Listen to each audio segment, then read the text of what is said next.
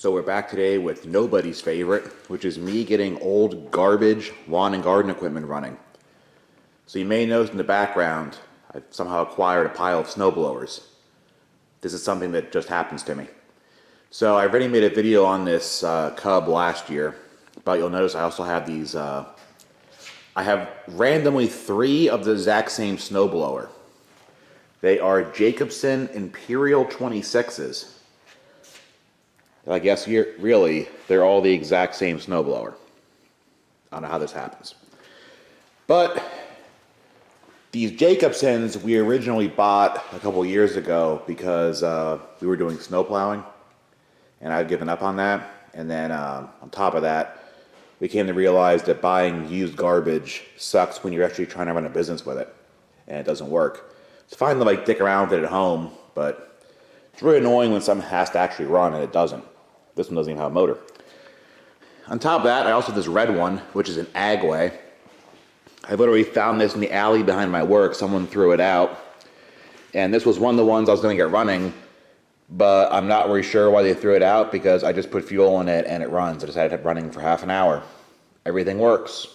So not really sure why this was trashed. Didn't take a thing. So I guess I'll just sell this one. But the other one's got to get running so they can go away too. So let's see how close we can get to running 3 of these Jacobsens. That one ain't gonna run. So how about 2 of the Jacobsens instead? So I'm pretty much gonna write this one off as parts right away because there's no engine. And like the cover was taken off to like the magic that happens in the bottom. So there's probably something terribly wrong with this one. This one looks complete from what I can tell. It'll probably run. I pulled the plug out. Doesn't look like a complete disaster inside. This one looks to be in the best condition, except for the fact that if you look like around this area, to me it kind of looks like it was on fire. It just gives me that feeling. How it's all kind of rusted and there's melted stuff and the cover is missing and the muffler has no rust on it. So let's try and get this one running first. So we can just give this one like the old once over here. So I already pulled the plug. It has an NGK plug in it. It was running super rich, but there's not like oil or anything on it. Like I already said, it looks like it was like very on fire at some point. The fuel tank is loose in it. That's also interesting. Fuel tank's perfect inside. So it's not rusty or anything terrible. Let's see. I don't know if this actually has a dipstick or not. It's clearly oil filled. I don't know if it actually. Hey, it has a stick. It's at the add line, but it has oil in it.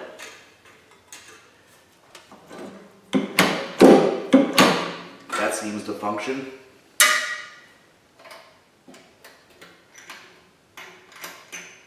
Things on the carburetor move. It's stuck. No.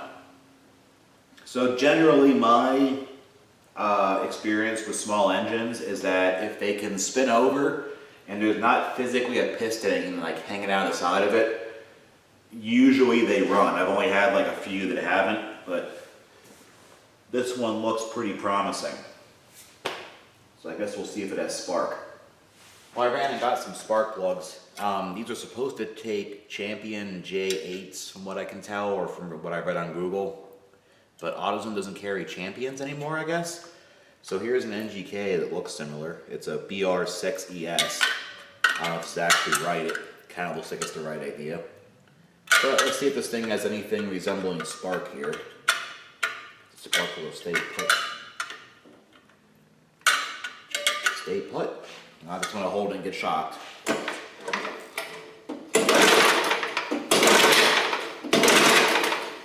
Yeah, I think I actually see spark. So we're getting somewhere. Let's see what's next.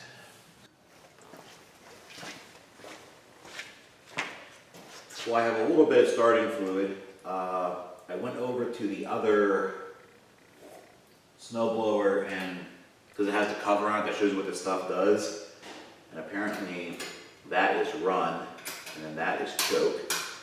I have no idea what this whole thing does. It says a primer, it doesn't really make any sense. So let's do one of those and see what happens here.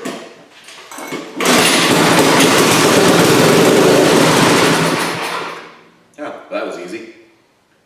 Guess I'll clean the carburetor and make sure the tank doesn't have a hole in it, and then maybe it'll run. So I'm just going to pull the carburetor bowl off because these are always a disaster on pretty much every small engine that sits.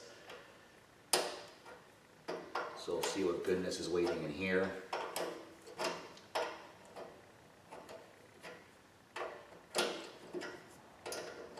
Oh good, there's fuel in the carb. It's always a good sign.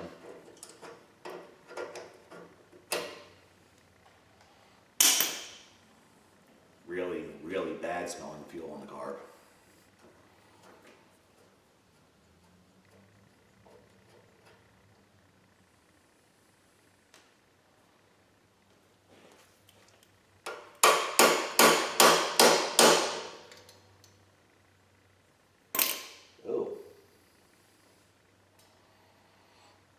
Well, that's an interesting color, if you can see that. It's pretty much like used motor oil in the carburetor. Let me clean this out. Okay, well the fuel bowl is a little bit cleaner now. I'm just going to take some carburetor cleaner here and try and like hose it up through the jet and such. And just kind of clean up everything else too. Okay.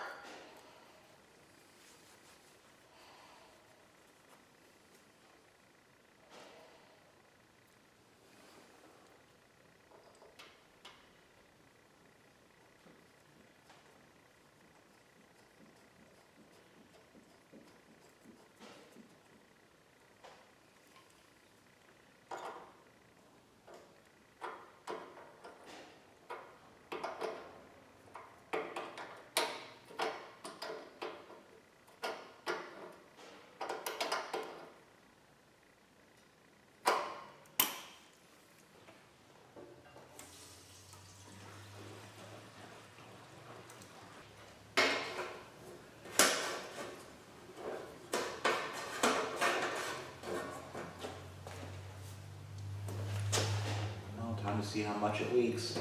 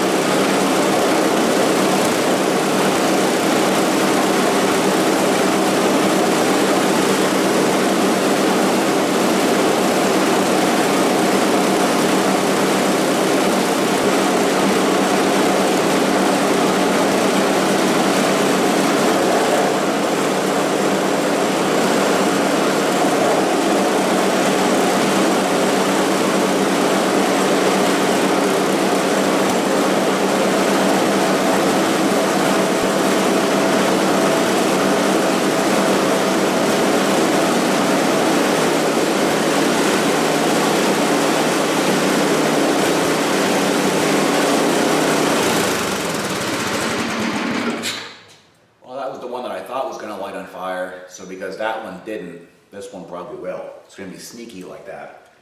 Well, this one has the carburetor protective cover on it, so I'm going to get this out of the way.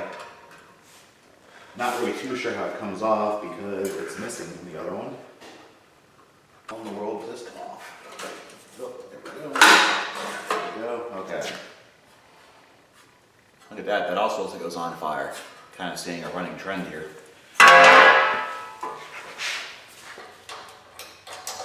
But it is the same goofy, they call it a primer, but I'm really not sure what that is supposed to accomplish. Just kind of blocks off the carburetor. It's like another choke. Let's see what else. Both of them have like goo coming out of the head gaskets, so that's good. See what this one's oil is like. Oh, it also has oil. That was cleaner than the other one.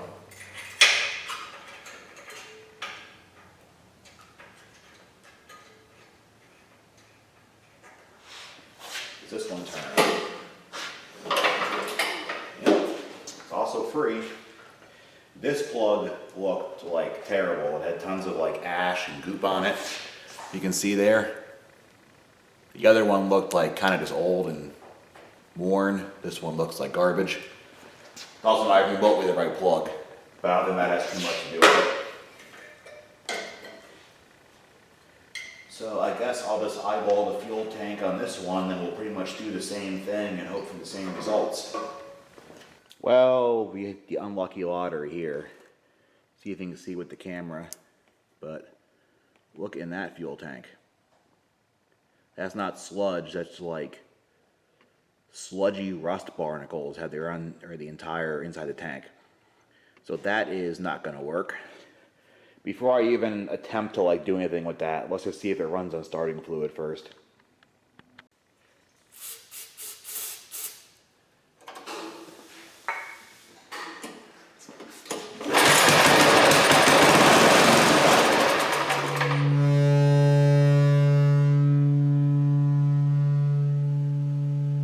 Don't mind the moose mating call, that's just my shop heater turning on.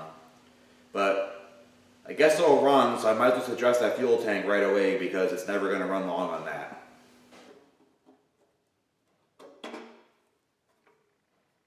Cool.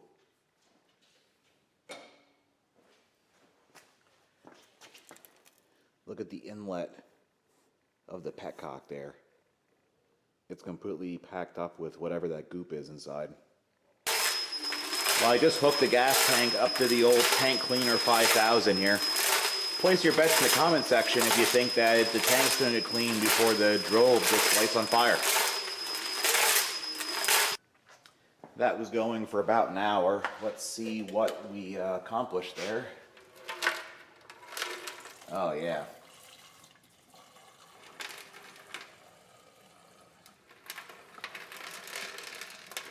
I just put simple green in it. Only because I just had some here.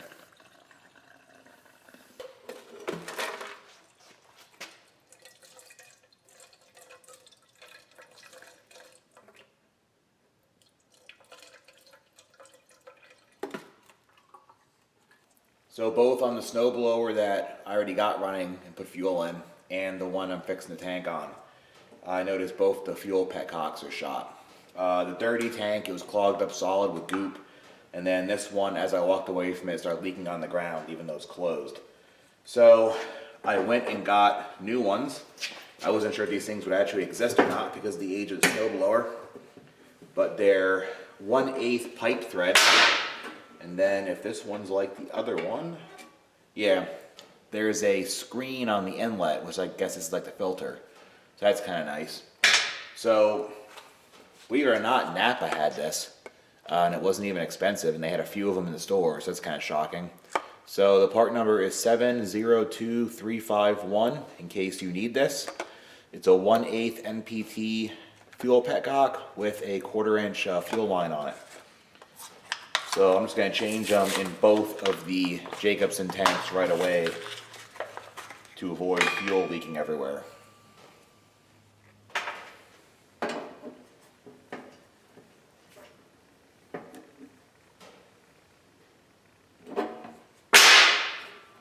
That's about how it was aiming on the snowblower. So I decided to pull the carburetor apart on that snowblower there, and it's not good inside. Oh, that moves now. Everything is like frozen, like rusted up. Like that doesn't even really come off. That's what the inside the gas tank looked like. There's a better picture of it now. Just picture that, picture inside the gas tank. That's what we were working with. So I think I'm going to pull that whole carburetor off and soak it because this thing's pretty screwed. Well, it's a few days later, and soaking the carburetor for like 2 or 3 days did absolutely nothing. As you can see, that's a complete disaster. It didn't even do anything to that. And I still can't disassemble anything. The float moves now, but the pin won't budge. I was hitting it with a hammer and a chisel and it still won't move. The needle, if you can see it in there, is completely frozen. And you can't even turn like the adjustment screws and stuff. Like even in this, I heat up with a torch, you can't even spin that at all. So that carburetor's junk. So good news is, I went to my primary source for carburetors, the known name, and that's Kawasaki. And this came on Amazon, and it was $11. And I mean, I think it's vaguely the same carburetor. So we'll see how this works. I'll put the link in the description. If it's good, you can buy it. If it's not good, you'll probably still buy it because it's $11. Same reason I did. So I definitely got my value out of that carburetor because I spent about 4 hours of my life on making it work. There it is on the unit. You can see it pretty much looks okay. The issue is that the actual throttle shaft was totally like wrong the way the throttle hooks up. Here, we just pick it off the floor and I'll show you. This is the one that came on the new carburetor. Those holes are where your linkage goes. It's on top of the carburetor. There's the one off the old carburetor. It is on the new carburetor because I recycled it, because none of these holes would line up with the throttle linkage where it wouldn't bind. So yeah, I committed the cardinal sin and put the old throttle shaft and butterfly in the new carburetor, which normally will not work, but in this time it actually worked. So that's pretty good. It kind of sucks getting these on and off. You have to pull the muffler off and kill yourself. I mean, I only pulled it on and off about 12 times. So it wasn't that bad.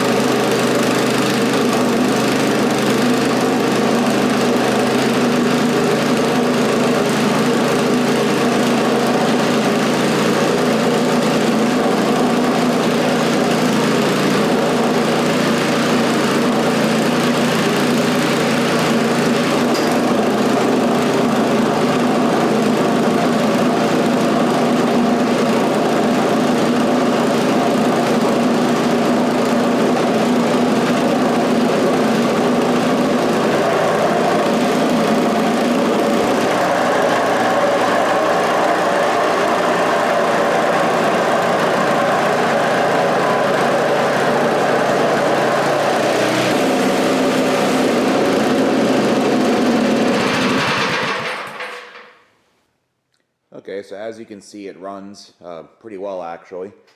It almost killed me because the clutch doesn't disengage.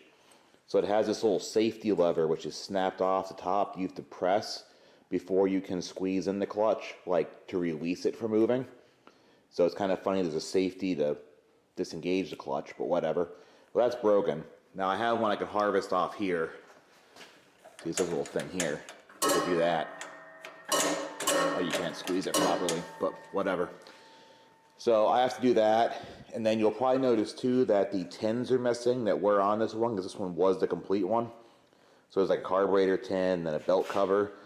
Those are missing because I went nuts a few nights ago while I was waiting for this carburetor, and I made the nice one complete and cleaned it. And you'll notice that the tins the tins are now on this one, obviously. But what I did was, because that one looks kind of brownish, and this one's like kind of white, is I actually used rubbing compound on these to actually bring the whiteness up. You can see they match pretty good now, because it looked really ugly before, because that matters on a snowblower. But whatever. This one cleaned up really nice. It's much nicer than I actually thought it was. You can see here on this plate. I don't know why this one is so nice, but it is. So now there's two running. Once I get the clutch lever on that one's good. And then I can try getting the tins at the junkyard, because I don't think it particularly has to be off a Jacobsen. Like these are all the Tecumseh engines, and like they're all kind of the same idea. Like the belt guard kind of has to be off that one, but I can get the carburetor cover at least off pretty much any Tecumseh from that era. So yeah, those two are done. The fun part is that while I was filming these, another one appeared. Someone dropped this off at work, and they were going to scrap it. So here's another junk snowblower. Now I actually have to admit, this one's kind of weird. It's a Craftsman. I mean, just looking at it, it's probably 70s or 80s. Not sure what. But it's a single stage. So the impeller right there, that little spatula there in the middle, throws the snow up. Where all these are two stages, which is normally what you have in a snowblower this size. Where there's another impeller inside there that spins. This one, these move it in, and then that one spins and throws it out the chute. This one only has the one. So that's first of all kind of weird to see in a snowblower this size. Normally the single stages are like the little snowblowers look like a wheel, like a, I don't know, like a cheese wedge, have a plastic body on them. And then the other thing is that I've been staring at it, and there doesn't seem to be a clutch of any kind. And I was looking at it last night, and there's no like throttle of any kind. And then I thought maybe like the throttle linkage was jammed, but look, there's no, like, the throttle's made to not move on the carburetor. So this is just weird. I don't even know what to say about this. It has electric start. You can see the starter there. But like that white thing, like you must hook cables up to or something. Like, I don't know, it's all very strange. But I guess we'll see what happens here. So like I was saying, this thing's kind of weird. I don't know, I guess you just put it in neutral. So there's no like, there's no clutch, so I guess you just jam this thing into gears. I don't know. But I read the starting directions, and it really does not mention anything about throttle. So I don't know if this thing just hangs like on valve float when you have it running or what happens. But I guess let's see. I don't know, let's go through the motions again with this one, see what happens. So is it stuck? No. Actually, kind of the exact opposite. It's really easy to pull. So it has an on-off or a run and stop switch. It's on run. It has a primer. I'm sure that doesn't work.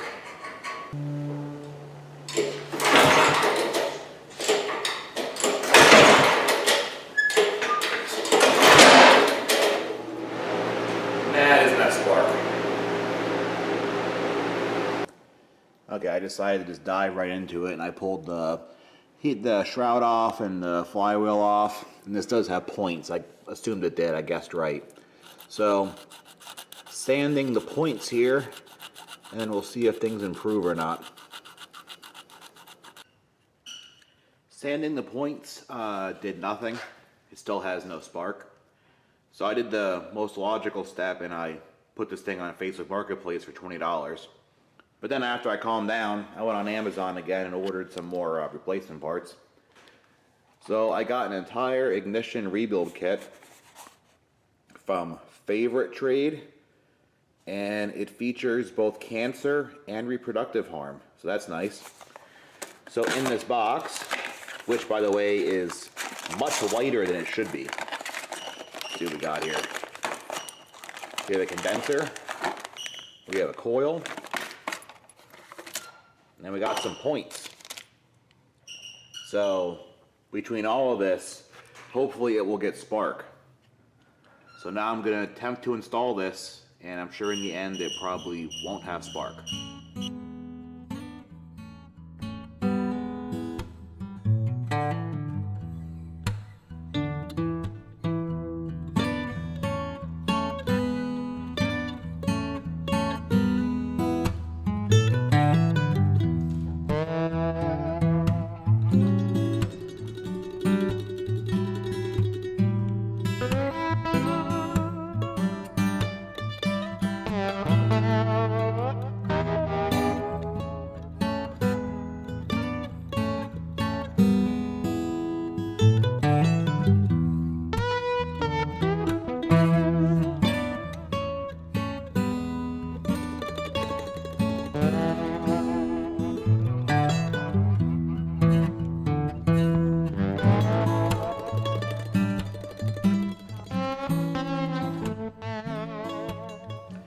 Okay, let's see if my $23 was well spent on that tune-up kit. I'm just going to use my Milwaukee starter here. There we go.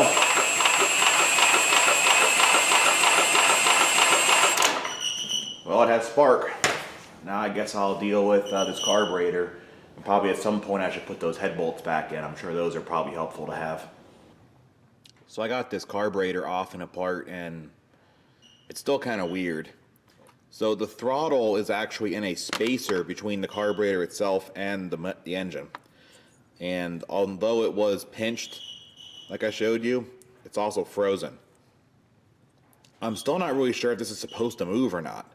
The motor does have a governor rod going to it, but the way it was assembled, it doesn't look like it was messed with. Like this was right up against a stop and couldn't move. So it's almost like this engine is also supposed to go full throttle all the time. And the other things that kind of support that is that's your actual like air opening. So if you compare the size of the throttle, the amount of air that goes in, it's almost like they just have a predetermined bore throttling this thing. Then when I pulled the bowl off, where there's normally the, I guess it'd be the main jet in these Tecumseh carburetors. Like here, I'll show you on this one. See that there's a jet in there, and then this goes in the bottom, and you can regulate the amount of fueling via the screw that holds the bowl on. This one just had a regular screw, and then instead of that main jet, it just had this spacer so that you wouldn't crush the bowl, tightening it up. And so no fuel actually flows through that. I'm guessing all the fuel just goes through, with my finger, that thing, up into the carburetor. So, I don't know, I'm going to see if this cleans up or not. This one seems kind of crummy too. It's all, where is it? You can see it's all plugged up like the other one was. So, it's kind of strange, but I don't know. See if I can make it work. Well, I gave it a solid attempt. I got the throttle to unstick, which I had to soak it, and then I actually had to heat it with a torch a little bit to get it to open. So that might have ruined it, but oh well. Now it opens and closes. I had to trim the carburetor here so the throttle lever can actually clear. So, I mean, it really looks like this carburetor wasn't meant to have a working throttle, which is still really strange. And it was pretty gummy inside, but I got through everything. I had to drill through the fuel inlet here, and this is for the primer. And I noticed too, there's no mixture screws at all. There's no, you already saw there's no actual main mixture screw. There's not even an idle mixture screw. So this is like a weird carburetor. So my hopes aren't too high, but if it doesn't work, I can always go for the old Kawasaki that I put on the other snowblower. Just have to wait a couple more days for my $11 carburetor. But I guess I'll give this one a shot in the meantime. Okay, so yeah, I just bought another carburetor. Just came in. I just spent the night modifying this, which is way more effort than I should be putting into anything. So I took the base off the old carburetor, this is where the throttle shaft used to be, and I drilled and tapped it to 1/8 NPT and put a pipe plug in it. And then I just ovaled out the holes in the new carburetor so that it would bolt up where the old, I guess you call it the metering body of the old carburetor fit. So this is necessary because for some reason these engines have a spacer on them. So here's one of the ones I just got running. So that is taking place at this unit right here, as you can see there. Because for some reason this one had it all built in together, didn't have a spacer on it, the carburetor just went on there. And the reason that you need this is because the bolts that go to the engine are on an angle where the carburetor is not. So if you would just say hog the carburetor out and put it on there, your carburetor would be like this. So, well, or like that. So this should work, maybe. So I'm going to put this on there, and then hopefully one of these many holes the governor rod will actually line up with and give it an appropriate RPM. But we'll see about that. Well, here's the Frankenstein monstrosity that I came up with. So it actually fits. You have to put the screws that mount the spacer to the cylinder head, or block actually, in before you put the carburetor in. So it's kind of like a contraption. I had to weld the old throttle lever onto the new carburetor.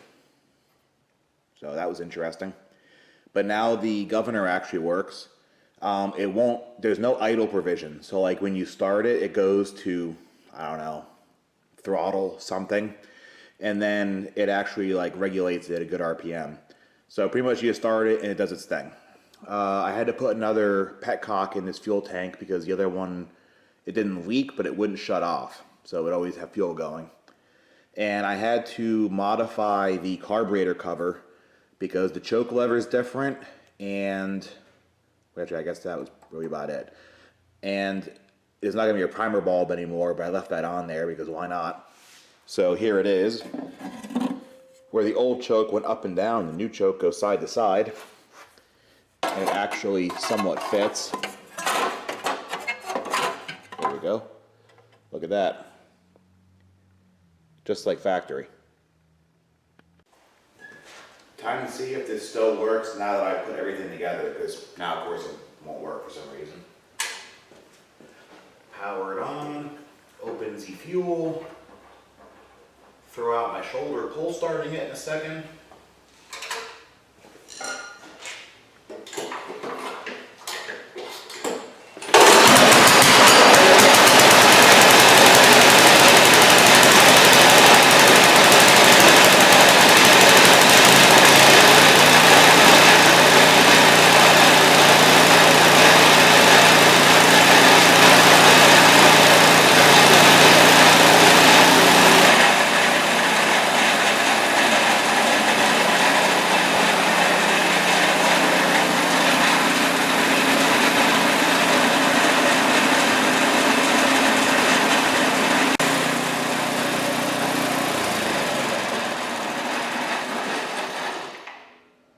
Well, it runs, and as you can tell, it's nice and safe. Well, thanks for watching me get literally tens of dollars worth of snowblowers running. Maybe you enjoyed this. Kind of weird if you did, but then again, you're here. Now I guess I just have to find someone that wants snowblowers so I can maybe break even on all this.